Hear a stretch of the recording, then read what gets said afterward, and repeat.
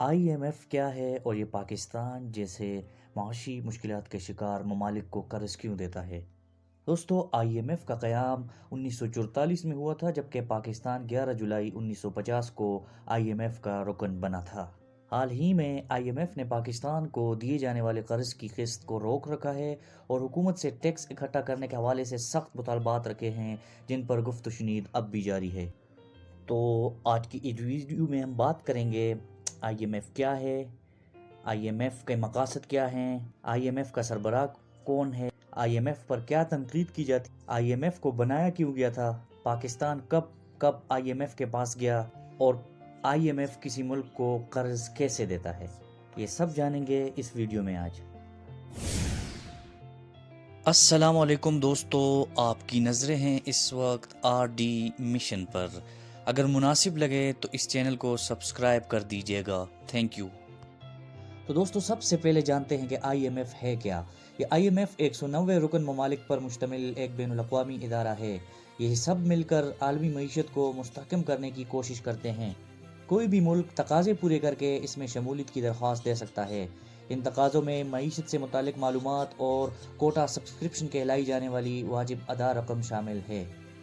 Subscription کے لیے جو ملک جتنا امیر ہوتا ہے اسے اتنے زیادہ پیسے ادا کرنے ہوتے ہیں۔ تو دوستو، کسی معیشت کی نگرانی اور اس کی حمایت کے لیے آئی ایم ایف یہ مندرجہ ذیل 3 کام کرتا ہے۔ نمبر 1، معاشی و مالی معاملات کی ٹریکنگ، یعنی یہ دیکھتا ہے کہ ایک ملک کی کارکردگی کیسی ہے اور اسے کن خطرات کا سامنا ہے، جیسے برطانیہ میں بریگزٹ کی غیر یقینی صورتحال کے بعد تجارتی تنازعات اور پاکستان میں شدت پسندوں کی پرتشدد کارروائیوں کے معاشی اثرات۔ دوسرے نمبر پر رکن ممالک کو تجاویز دی جاتی ہیں کہ وہ اپنی معیشت کیسے بہتر بنا سکتے ہیں، اور تیسرے نمبر پر ان ملکوں کے لیے قلیل مدتی قرضے اور مالی معاونت جو مشکلات سے دوچار ہیں۔ دوستو، یہ قرضے رکن ممالک کے کوٹا سبسکرپشن سے ممکن ہوتے ہیں۔ سال 2018 میں ارجنٹائن نے آئی ایم ایف کی تاریخ کا سب سے بڑا 57 ارب ڈالر کا قرض حاصل کیا تھا۔ رکن ممالک کو دینے کے لیے آئی ایم ایف کے پاس کل رقم 1 ٹریلین ڈالر موجود ہے۔ اب بات کریں گے آئی ایم ایف کے مقاصد کیا ہیں، اس کے آبجیکٹیوز کیا ہیں۔ اکثر آئی ایم ایف کو قرض کے حصول کا آخری راستہ سمجھا جاتا ہے۔ معاشی بحران سے متاثرہ کسی بھی ملک کی آخری امید آئی ایم ایف سے امیدیں وابستہ کرتا ہے۔ دوستو، ہارورڈ یونیورسٹی کے ماہر معیشت بنجامن فریڈمن کہتے ہیں کہ آئی ایم ایف کے اثرات کا تعین کرنا مشکل ہے، کیونکہ یہ جاننا ناممکن ہے کہ آیا اس کی مداخلت نے کسی ملک میں معاملات کو بہتر بنایا ہے یا بدتر، اس کا متبادل کیا ہو سکتا ہے۔ آئیے اب جانتے ہیں کہ آئی ایم ایف پر کیا تنقید کی جاتی ہے۔ آئی ایم ایف قرض دیتے ہوئے بعض اوقات رکن ممالک پر سختیاں عائد کرتا ہے، جن پر یہ کہہ کر تنقید کی جاتی ہے کہ یہ ضرورت سے زیادہ مشکل ہیں۔ ان میں حکومتی قرضے میں کمی، کارپوریٹ ٹیکسوں میں کمی اور ملکی معیشت کو بیرونی سرمایہ کاروں کے لیے کھولنا شامل ہے۔ 2009 میں جب یورپ کا معاشی بحران شروع ہوا تو یونان سب سے زیادہ متاثر ہوا۔ آئی ایم ایف سے امداد حاصل کرنے کے لیے یونان کو اپنی معیشت میں اہم تبدیلیاں لانا پڑیں۔ یہاں پر ناقدین کا کہنا ہے کہ آئی ایم ایف کے اصرار پر یونان کی کم خرچہ کرنے کی پالیسی سخت تھی، جس نے ملک کی معیشت اور معاشرے دونوں کو نقصان پہنچایا۔ اب بات کر لیتے ہیں کہ آئی ایم ایف کی سربراہ کون ہیں۔ تو دوستو، سن 2019 سے Kristalina Georgieva I M F کی مینیجنگ ڈائریکٹر ہیں۔ وہ اس سے قبل عالمی بینک کی چیف ایگزیکٹو تھی، جنہوں نے آئی ایم ایف میں کرسٹینا لیگارڈ کی جگہ لی، جو خود اب مرکزی یورپین بینک کی صدر ہیں۔ کرسٹلینا جورجیوا بلغاریہ سے تعلق رکھنے والی پہلی آئی ایم ایف سربراہ ہیں، جو یورپی یونین کا سب سے غریب ملک ہے۔ آئی ایم ایف کے آغاز کے بعد سے عمومی طور پر ادارے کا سربراہ یورپی ہوتا ہے، جبکہ عالمی بینک کی صدارت امریکی شہری کے پاس رہتی ہے۔ 2019 میں بطور آئی ایم ایف سربراہ اپنی پہلی سالانہ کانفرنس سے قبل کرسٹلینا جورجیوا نے خبردار کیا تھا کہ بریگزٹ یورپ اور برطانیہ دونوں کے لیے تکلیف دہ۔ اب بات کر لیتے ہیں کہ آئی ایم ایف کو کیوں بنایا گیا تھا۔ دوستو، آئی ایم ایف سن 1944 میں امریکہ میں ہونے والی برٹن ووڈ کانفرنس کے نتیجے میں وجود میں آیا تھا۔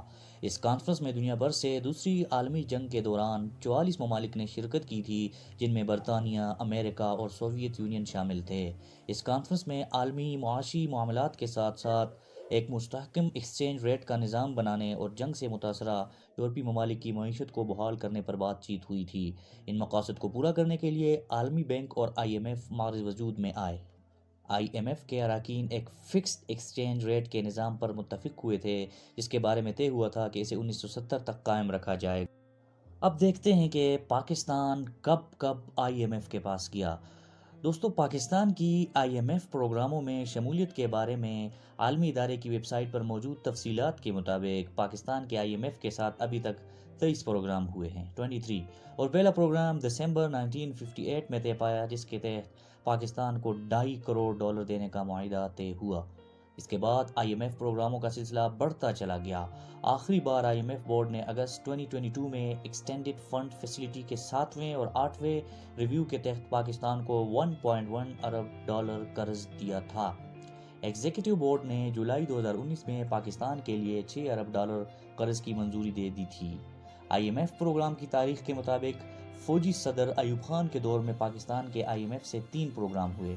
پاکستان پیپلز پارٹی کے وزیر اعظم ذوالفقار علی بھٹو کی سربراہی میں بننے والی پہلی حکومت کے دور میں پاکستان کے IMF سے 4 پروگرام ہوئے۔ فوجی صدر جنرل ضیاء الحق کے دور میں بھی پاکستان نے IMF کے 2 پروگرام میں شرکت کی۔ پاکستان پیپلز پارٹی کی دوسری حکومت میں بے نظیر بھٹو کی وزارت عظمیٰ کے دور میں پاکستان IMF کے 2 پروگراموں میں شامل ہوا۔ سابق وزیر اعظم نواز شریف کی پہلی حکومت میں IMF پروگراموں میں پاکستان نے شمولیت اختیار کی۔ بے نظیر بھٹو کی وزارت عظمیٰ کے دوسرے دور میں پاکستان IMF کے 3 پروگرامز میں شامل ہوا تو نواز شریف کی دوسری وزارت عظمیٰ میں پاکستان نے 2 IMF پروگراموں میں شمولیت اختیار کی۔ اس کے علاوہ سابق فوجی صدر جنرل پرویز مشرف کے دور میں 2 IMF پروگرام ہوئے۔ PPP کی 2008 سے 2013 میں بننے والی حکومت میں 1 پروگرام، پاکستان مسلم لیگ نواز کی 2013 سے 18 میں حکومت میں 1 پروگرام، اور پاکستان تحریک انصاف کے دور میں 1 IMF پروگرام میں پاکستان شامل ہوا۔ اب آخر میں بات کرتے ہیں کہ IMF کسی ملک کو قرض کیسے دیتا ہے۔ سب سے پہلے ایک رکن ملک IMF سے مالی مدد کی درخواست کرتا ہے۔ اس کے بعد اس ملک کی حکومت اور IMF کا عملہ معاشی و مالی صورتحال اور قرض کی رقم پر بات چیت کرتے ہیں۔ پھر ملک کی حکومت اور IMF معاشی پالیسیوں پر اتفاق کرتے ہیں جس کے بعد IMF اس ملک کو قرض دینے پر راضی ہو جاتا ہے۔ پھر IMF کی شرائط سے مراد پالیسی اقدامات ہیں جو قرض لینے کے لیے ایک ملک کو کرنے ہوتے ہیں۔ اس کے بعد پالیسی پروگرام IMF کے بورڈ کو پیش کیا جاتا ہے تاہم ایمرجنسی فائنانسنگ کے تحت اس نظام کو تیز کیا جا سکتا ہے۔ دوستو، اس کے بعد ایگزیکٹو بورڈ قرض کی منظوری دیتا ہے جس کے بعد IMF پالیسی اقدامات کی نگرانی کرتا ہے۔ ملک کی معاشی اور مالی صورتحال بہتر ہونے پر IMF کو قرض کی رقم واپس کی جاتی ہے تاکہ اسے دوسرے رکن ممالک کے لیے دستیاب بنایا جا سکے۔ ترقیاتی بینکوں کے برعکس IMF کسی مخصوص پروجیکٹ کے لیے قرض نہیں دیتا۔